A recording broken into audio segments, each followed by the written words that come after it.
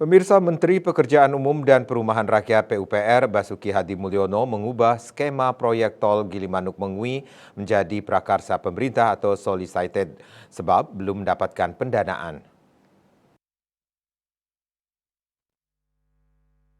Dikatakan Basuki dikutip dari kantor berita Antara, proyek itu akan ditender kembali. Yang menjelaskan sebelumnya proyek tol Mengui itu unsolicited atau diprakarsai investor atau badan usaha. Sementara PUPR mengharapkan tender proyek tol pada Desember 2023 memasuki tahap tender ulang kembali. Meski kembali mengalami tender ulang, ia memastikan proyek itu tetap dilanjutkan yang ditargetkan proses pembangunannya pada 2024. Prakarsa pemerintah merupakan proyek penyediaan infrastruktur yang diprakarsai pemerintah dan ditawarkan kepada badan usaha untuk dikerjasamakan dengan skema kerjasama pemerintah dengan badan usaha KPBU.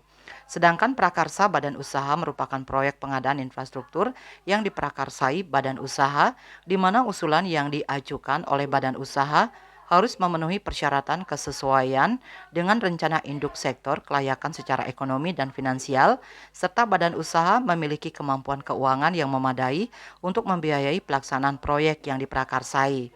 Penjelasan kedua, skema itu tertuang dalam Peraturan Menteri PUPR Nomor 2 Tahun 2021 tentang tata cara pelaksanaan kerjasama pemerintah dengan badan usaha dalam penyediaan infrastruktur.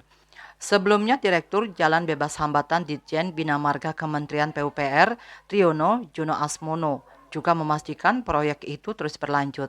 Ia menjelaskan setelah mendapat investor, Kementerian PUPR akan melakukan penandatanganan kontrak pada pertengahan 2024.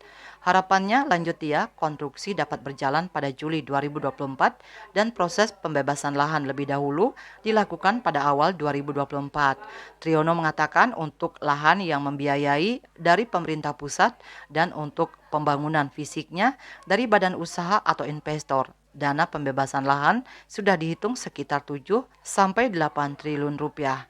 Menteri PUPR Basuki sebelumnya meletakkan batu pertama yang menandai dimulainya pembangunan tol Gilimanuk-Mengui dengan panjang 96,84 km pada Sabtu 10 September 2022.